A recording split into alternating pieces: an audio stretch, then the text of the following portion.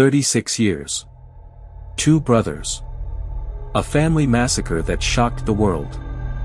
And now, decades later, the question still haunts us: can killers like Erik and Lyle Menendez ever be free? Today, Erik's bid for parole ended in crushing defeat, but his brother Lyle's fate hangs by a thread. Will he succeed where Erik failed, or will the Menendez saga continue to grip the nation in disbelief? What happens next could shock you. The Menendez brothers were once household names, infamous for the brutal murder of their parents in a lavish Beverly Hills mansion. The world watched as the courtroom became a stage for horror, family dysfunction, and shocking allegations of abuse. Now, decades later, the question isn't just who they were, but who they've become. Erik, 54, faced the California Board of Parole in a marathon 10-hour hearing. His fate? Denied. But that's only half the story. Behind bars, Erik has claimed redemption. He founded support groups for prisoners in hospice care. He's expressed remorse. He's tried to rebuild a life inside the walls. Yet the board wasn't convinced. Insight, the ability to fully understand and take responsibility for his crimes, remained the sticking point. Could he truly grasp what drove him to commit such a shocking act? Or was this just a story of a man still trapped by his past? For decades, the Menendez case has fascinated and horrified Americans, not just because of the murders, but because of the murky, complicated story behind them. The brothers claimed years of sexual abuse at the hands of their father, allegations their defense argued pushed them toward the violent act that left Jose and Kitty Menendez dead on that fateful night in 1989. It's a story that forces uncomfortable questions. Can trauma justify murder? Can redemption erase the memory of a crime so heinous it shook the world? Erik's legal battle for freedom has been long and winding. His attorneys and family insisted he had been rehabilitated, pointing to decades of model behavior behind bars, acts of empathy and leadership, and efforts to help others. Yet prosecutors argued otherwise, claiming Erik's self-defense story was a fabrication and that his understanding of the crime remained incomplete. Past infractions, possessing a cell phone, fights with other inmates, were cited as evidence that he had not fully learned to live within the rules of society. And yet, the story is far from one-sided. Supporters point to decades of transformation, Erik's work in hospice programs, his advocacy for prisoners, and the remorse he has expressed. Lyle, too, has championed victims of childhood abuse. These narratives complicate the picture, forcing society to grapple with questions of morality, punishment, and the possibility of change. Is a man who has committed a horrific crime forever beyond redemption? Or can someone who has been shaped by trauma, and who has worked to atone, earn a second chance? The legal stakes are enormous. Not all hope is lost for Erik. California Governor Gavin Newsom still retains the power to grant clemency, potentially overturning the board's denial and changing the course of Erik's life after decades of incarceration. The possibility injects suspense into an already tense situation. Meanwhile, Lyle Menendez, 57, awaits his own hearing. Could he succeed where Erik failed? The parole board will weigh rule following, remorse, and even public perception in making their decision. For the public, this creates a situation ripe with speculation. Will Lyle's outcome mirror his brother's, or will it diverge in a surprising twist? Celebrity and notoriety have always added another layer of complexity to the Menendez case. Since the murders and their highly publicized trials in the 90s, the brothers have been symbols of wealth, privilege, and scandal. Their notoriety has grown through documentaries and media coverage, making each legal decision about their freedom a matter of public fascination. But celebrity can be a double-edged sword. Some argue that high-profile cases make parole boards more cautious, wary of public backlash. Others suggest that the notoriety forces society to confront deeper human truths, challenging us to see the people behind the headlines. Erik's denial came after a marathon 10-hour hearing conducted via video conference from the Richard J. Donovan Correctional Facility in San Diego. For supporters, the decision was devastating. Statements from his family emphasized disappointment, yet hope remained alive. They highlighted Erik's remorse, his growth, and his positive influence on others, pledging to continue advocating for him while turning their focus to Lyle. They framed Lyle's upcoming hearing as a chance for the board to recognize a transformation that had been overlooked in Erik's case.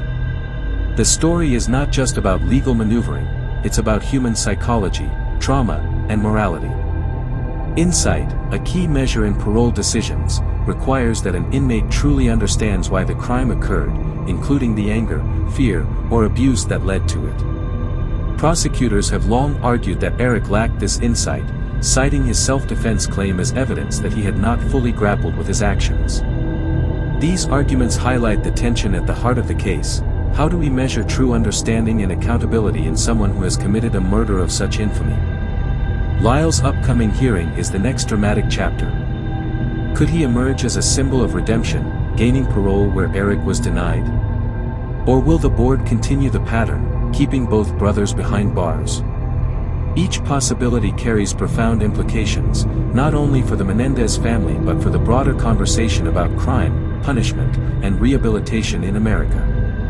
Every twist, every revelation, every decision creates suspense, drawing viewers into a story that is both historically significant and emotionally charged. Adding to the intrigue is the question of prison behavior. Both Erik and Lyle have had run-ins with rules. Erik's past infractions include fights with inmates and unauthorized cell phone possession. Lyle, too, was cited multiple times for possessing a cell phone as recently as 2024. For the parole board, these are red flags. If inmates cannot follow rules behind bars, the assumption is they may struggle to follow rules outside. Yet supporters argue these are minor blemishes in otherwise model behavior, pointing to decades of personal transformation. This moral tension, the contrast between past misdeeds and current attempts at redemption, adds depth and suspense to the story. The Menendez case also forces us to confront our cultural obsession with crime and celebrity. The brothers' story is part courtroom drama, part morality tale, and part human psychology experiment. How do we balance justice with compassion? How do we weigh trauma against accountability?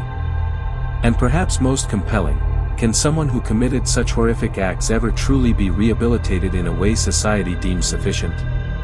These questions linger as Lyle's hearing approaches, creating a suspenseful narrative that continues to captivate a nation decades after the murders occurred. Even as Erik's hearing ended in denial, the possibility of clemency remains a tantalizing twist. A single decision by Governor Newsom could dramatically alter the trajectory of Erik's life, injecting hope into an otherwise crushing outcome. This legal wildcard keeps viewers and supporters on edge, reminding everyone that the story is far from over. And with Lyle's fate about to be decided, suspense is at its peak. Will the board see in him what it didn't see in Erik? Or will the saga continue, leaving both brothers confined and the public waiting for answers that may never fully satisfy? The narrative of the Menendez brothers is a study in contrasts, horror and sympathy, guilt and trauma, punishment and redemption. It is a story that refuses to be simple or neat, and perhaps that is why it continues to hold the attention of millions. Erik's denial, Lyle's upcoming decision, the possibility of clemency, the media fascination, and the lingering questions of morality all combine to create a tale that is dramatic, suspenseful, and deeply human. As we wait for the next chapter, one thing is certain: the Menendez story will continue to shock, intrigue, and provoke debate. The nation watches, still grappling with the question that has lingered for decades: can someone who committed such a heinous act ever truly find freedom, forgiveness, or redemption? And if so, what does that say about justice, morality, and our collective fascination with crime? These questions remain unanswered, hanging in the air, compelling, and impossible to ignore. The Menendez saga is more than a story of murder. It is a story of family dysfunction, trauma, celebrity, and the complex dance between justice and human understanding. Each decision, each hearing, and each statement adds a new dimension to the narrative, keeping it alive in the public imagination. And as the world waits to see if Lyle will be granted parole, suspense builds to a fever pitch. One brother denied. One brother's fate unknown. And the story continues, unpredictable, gripping, and impossible to turn away from. In the end, the Menendez case reminds us of the complexities of human behavior, the limits of justice, and the enduring consequences of choices made in the shadows of trauma. It is a story of contrasts and contradictions, of heartbreak and hope, and of a nation watching, waiting, and questioning the very nature of crime and punishment. With Lyle's hearing looming and the possibility of clemency for Erik still alive, the next chapter promises more twists, more revelations, and more moral dilemmas. The Menendez brothers may have lived under a spotlight for decades, but the world's eyes are far from closing. And the saga, for better or worse, is far from over.